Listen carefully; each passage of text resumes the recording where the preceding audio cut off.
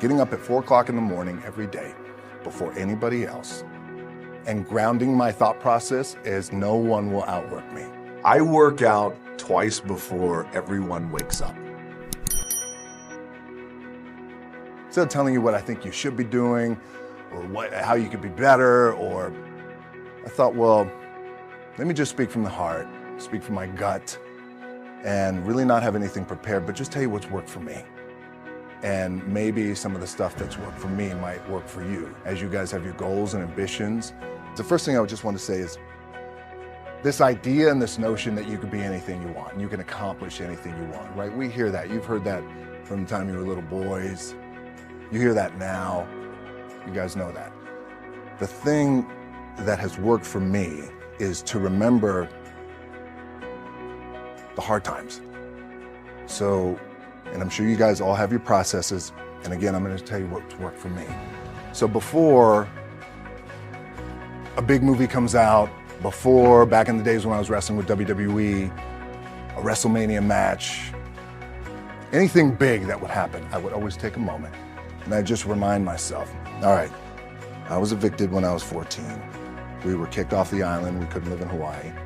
Had no place to live. A lot of shit happened. Then when I moved to Nashville, I was arrested multiple times by the time I was 16 years old. Like, I remember that.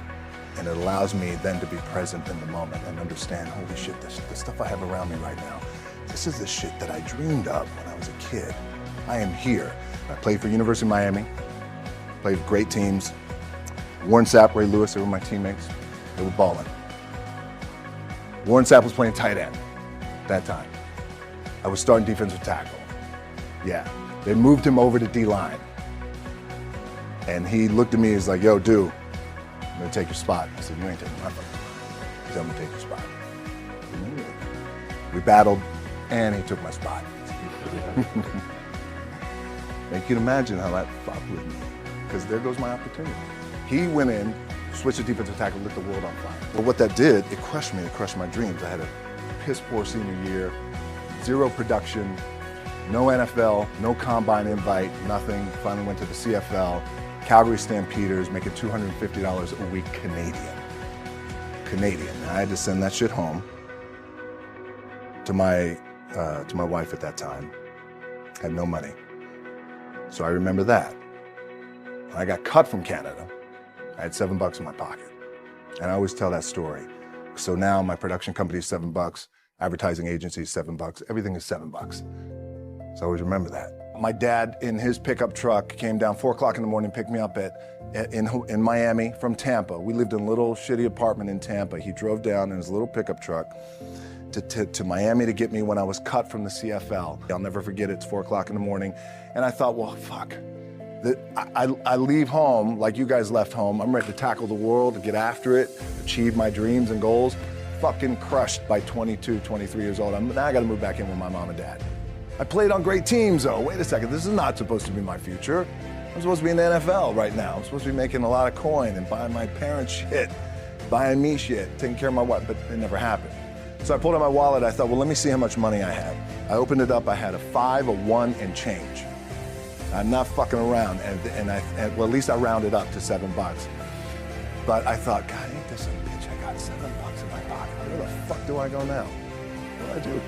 I can't go back to the CFL, because the point comes where you hear that voice, big run's over.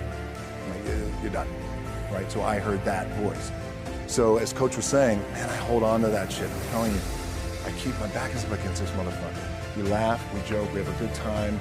What this also helps me do, and again, it works for me, is at some point, you gotta be fucking tired of not being number one. You have to be, and you gotta fucking play angry, and I play angry. Now, I'm cool and calm with my approach, and when I step out on my field, which is a set, or, there's some, and you're always gonna have haters, and haters are like, well, God damn, man, how many movies are you gonna make, or how much shit are you gonna do? Like, you do a lot of shit. I say, yes, it's my ambition. Of course, why not? I could do it. Yeah, I love what I do. And not only that, but in what world do we not work every day? You gotta work every fucking day. It doesn't end.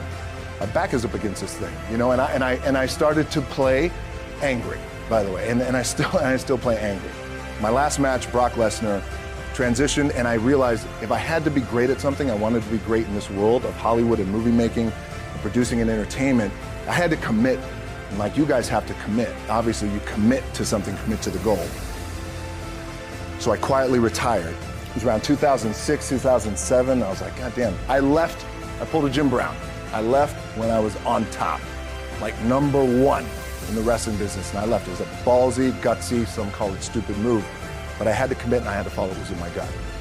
What helps me is to keep the hard times in the front of my mind, because it allows me to go into these big moments that I've worked my ass off, and you guys have worked your ass off. It allows me to go into these big moments with a different perspective. What it also does for me, and again, this is what works for me. Like, I keep my back, excuse my language, my back is up against this motherfucker. Every day, it's against this fucking wall. Excuse my language. But it's up against this motherfucker because it's what I believe in. And when my back is against this motherfucker, then there's nowhere to go. But that way. That's it. And this is how I operate. Now, doesn't mean you don't smile, doesn't mean you don't laugh and joke, right? You're happy, I'm a happy guy. But when it comes to business, and when it comes to executing, it's up against this. And I gotta go that way. And I don't give a fuck who is in front of me. They're not gonna stop me. The key for me was, where does it start? What's the anchor? What's the anchor? So I could have all these ambitions, and you guys have all these ambitions, which is great. But the key with me is just always finding what the anchor is. And the fucking anchor is getting up at 4 o'clock in the morning every day before anybody else, and grounding my thought process is in the no one will outwork me. No one. I love and I respect you guys. You motherfuckers won't outwork me. All starts with this. 2 hands, putting it to work. So it started off 4 o'clock in the morning where I'd start with my cardio, then I'd have breakfast, and then I would go to the gym, and then I'd go to work. I work out twice before everyone wakes up. Whether it's 3 o'clock in the morning, by the way, when we were talking in London, I was getting up at 3 because I had to be on set by 7. So whatever time my call time is, and I tell this to studios and directors and our producers, whatever time my call time. So my call time is at 7. Then you back your clock up 4 hours, and then that's when I get up and train twice. I'll get my cardio in and breakfast, and then I'll go hit the weights. Clanging and banging, we call it. Regardless of what you do in life and where you go, respect is going to be given when it's earned, and you have to go out and earn it every single day. And I sat down at that time with the agency I was with, and they said, what do you want to accomplish? I said, I want to accomplish the world. I want the world. I want to do it bigger and better. And they looked at me like I had 3 fucking heads, and they were like, okay. But I still stayed focused, and I still had still put in the hard work with my 2 hands, and that's it. And that's what it comes down to with you guys too. You know, look, but the one thing I do want to leave you with is, as you guys know, there's nothing you can't accomplish. You're gonna go on, you're gonna become world champions. You can win an NBA championship, MVP of the league, you could become president, you could become governor, you could be in entertainment, you could do Charles, and you could do Shaq, you could do that, you could do whatever you want to do. You guys know that. The key for me, what I think one of the keys is, remember where you came from, keep that shit in the front of your mind, and when shit goes bad and it goes sideways, a lot of shit does, you're getting booed out of the fucking building, or you're coming through this injury, or people are writing you off, oh, you guys ain't gonna fucking make it, you know, any of that shit. You gotta keep it in here. And it really has to, it should drive you. It should. It works for me. It should drive you. You get all the talent in the world. It's all here. It's all here. Everybody's the next best thing. Everybody's the thing. Everybody's the best.